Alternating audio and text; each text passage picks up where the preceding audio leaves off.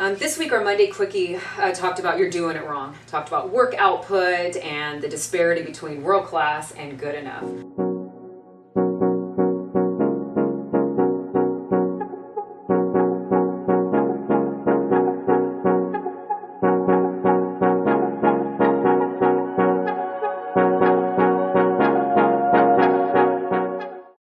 I think it's such an interesting topic, and I actually see this challenge quite often. What's your thoughts on it?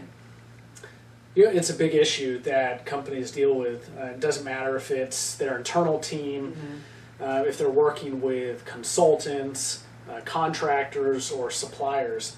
The big issue comes up when there's a body of work or a project that needs to be completed, and the people, as the groups, the parties, as they get into that project, there's a difference of opinion on how to complete that project, right? Yeah, absolutely, absolutely.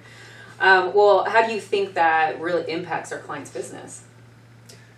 Well, I mean, if the different parties or the different groups that are involved in a project, again, whether it's internal or external, if everybody's not on the same page with what we're trying to accomplish and really what the end goal is, meaning successful completion of that body of work, inevitably what you're going to find is you're going to have different teams and different groups working even side by side or together with a mental expectation of a different outcome.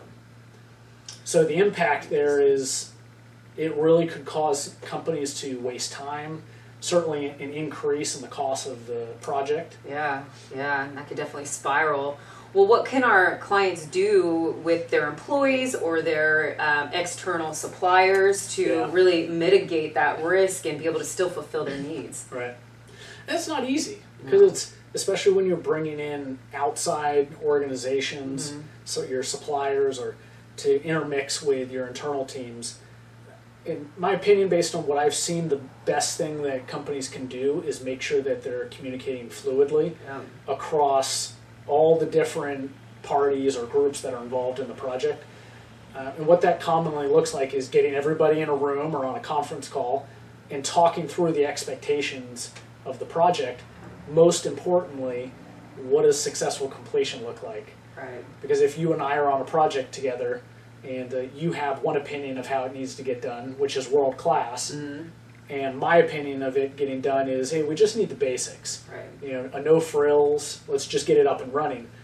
Those are two very different approaches, and if we don't really understand what the organization needs, we risk having our work not successfully be completed, or at least meeting the expectations of the customer. Gosh, Travis, that's a really good point. I feel communication is such an intricate area when you're working with other people, if that's internally or externally, and it's so key in order to drive a successful relationship and a successful project completion. Yeah, at the end of the day, you hit the nail on the head. If people aren't communicating, you run the risk of the outcome of that particular work or project not meeting what the company needs. Yeah, that's a problem right there. Yep. Trust and verify. Exactly.